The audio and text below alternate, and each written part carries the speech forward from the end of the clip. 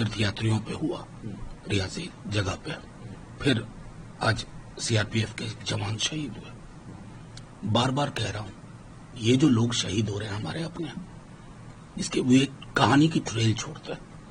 आप क्या करेंगे? गृह मंत्री या रक्षा मंत्री आप जाकर के माल्यार्पण कर देंगे, आपकी इतिश्री हो जाती है, परिवार का चिराग बुझ जाता है। बड़ी बड़ी बात यूं सीना ठोक के बोलने से बात नहीं होती है। जमीन पे आपकी पहलकदमियां नाकाफी हो रही है। कब तक ऐसा होता रहेगा? ये सिलसिला खत्म क्यों नहीं हो रहा है? कहीं तो अकाउंटेबिलिटी तय होगी। Buck has to be stop somewhere. कौन है रिस्पॉन्सिबल? एक शपथ ग्रहण में है बैठे हुए, मैंने अभी तक प्रतिक्रिया भी नहीं देखी। ऐसे चलेगा देश? देश को महफूज रखना बड़ी जिम्मेवारी का काम है। ये बड़ी बड़े भाषणों से नहीं होता है, एक्शन से होता है। वहां आप चुप रहे। बात कर लेते हैं आज आंध्र उधरा के लिए और शाम को मोहन जैन मांझी रहेंगे उड़ीसा के लिए। क्या उम्मीद रहेंगे इन सरकारों? नहीं, बेसिकली देखिए, शुभकामनाएं उनको। उड़ीसा में कई वर्षों के बाद परिवर्तन हुआ, तो जाहिर तौर पर पूरी नजर रहेगी, क्योंकि नवीन पटनायक जी के गुडविल में कोई कमी नहीं है। उनका गुडविल अपनी जगह। आप चुनाव जीते, कई वजह थी उसकी, लेकिन महत्वपूर्ण यह है, दोनों के मुख्यमंत्रियों को, उनके मंत्रिमंडल को शुभकामनाएं। चंद्रबाबू जी के हाथ में बड़ी जिम्मेवारी है, न सिर्फ राज्य की बल्कि केंद्र की सरकार भी एक परिपाटी पे चले, माईवे और हाईवे पर ना चले, उसकी कुंजी भी उन्हीं के हाथ है।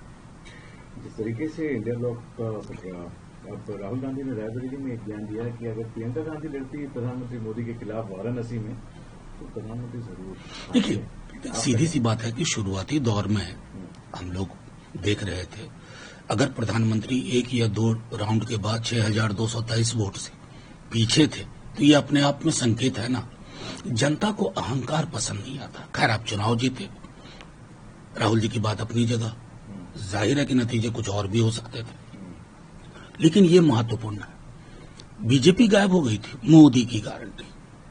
एनडीए अभी कितना सुखद लग रहा है, इतने वर्षों के बाद एनडीए सुन रहे हैं। यही है लोकतंत्र की सामूहिकता। ये किसी व्यक्ति के में केंद्रित हो जाती है ना, तो लोकतंत्र आहत होता है। बात कर लेते हैं आरएसएस के जनरल ऑर्गन की। एक जो पोल का रिजल्ट है, एक रियलिटी चेक है ओवर कॉन्फिडेंट भाजपा के नेताओं के। आरएसएस के ऊपर काफी बात हुई, जेपी का भी बयान था, और अब आरएसएस के ऑर्गेनाइजर में ये देखिए, कल मोहन भागवत जी का परसों या बयान और आज कल ये आलेख, दोनों एक चीज को इशारा तो करते हैं। हालांकि बहुत देर कर दी उन्होंने। जब भैंस मंगलसूत्र मुजरा हो रहा था इस देश में पहली बार, आरएसएस, आप कहते हो ना कि आप सांस्कृतिक संगठन हो, तो ये अब संस्कृति कैसे आप चलाने दे रहे थे? और कौन चला रहा था?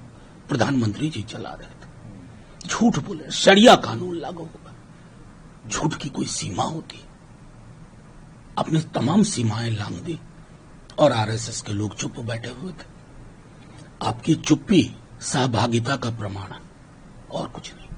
एकनाथ शिंदे ने कहा कि जो 400 पार एप्रीहेंशन आया लोगों के मन में कि कुछ कॉन्स्टिट्यूशन के साथ गड़बड़ हो सकती है, और जो मुस्लिम रिजर्वेशन हटाने की जो बात चल रही थी, उसके कारण लोगों में बहुत एप्रीहेंशन। देखिए, मैं कह रहा हूं कि पूरा इस तरह का कैंपेन मैंने 14 में नहीं देखा था प्रधानमंत्री जी का।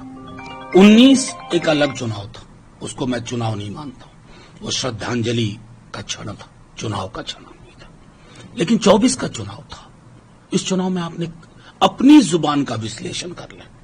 मैं ये कहूं कि आप हम में से किसी ने कभी जाना ही नहीं कि बीजेपी का मैनिफेस्टो क्या। हमारा मैनिफेस्टो तो लोगों तक था, उनका मैनिफेस्टो क्या था? टूटी तोड़ के ले जाएगा, बिजली काट देगा, 2 भैंस में से 1 भैंस ले जाएगा, मंगलसूत्र छीन लेगा, आखिरी में पटना में तो बिहार में बोल गए मुजरा। तो ये जो कैंपेन है ना, इसको देखिए। और 400 पार का अहंकार। मैं सच कह रहा हूं कि अगर बहुत सारी जगहों पर चीजें उस रूप में ना हुई होती तो 240 का 140 भी नहीं पहुंचते। ये एक संदेश है कि भारतीय मतदाता को आप मूर्ख नहीं समझेंगे, उसके अंदर एक गजब रेजिलियंस है। दे फाइट बैक, और वो हुआ, और आपको ऐसी सरकार में तब्दील कर दिया कि आपको लाले पड़े हुए हैं, देखते रहिए। आखिरी प्रश्न मेरा रहेगा, अमित शाह ने कल जब अपना उन्होंने बयान दिया कि फार्मर्स पे फोकस रहेगा और इस बार जो भारत होगा वो सिक्योरिटी को नेक्स्ट लेवल पे लेके जाएगा और रोकेगा टेररिज्म, इंसर्जेंसी और नक्सलिज्म को। कल दिया था ना बयान, आज क्या हुआ? बयान बहादुर लोग हैं ये लोग। एक ही चीज इनको आती है कि विपक्ष के लोगों को झूठे मुकदमे में कैसे जेल भेजो।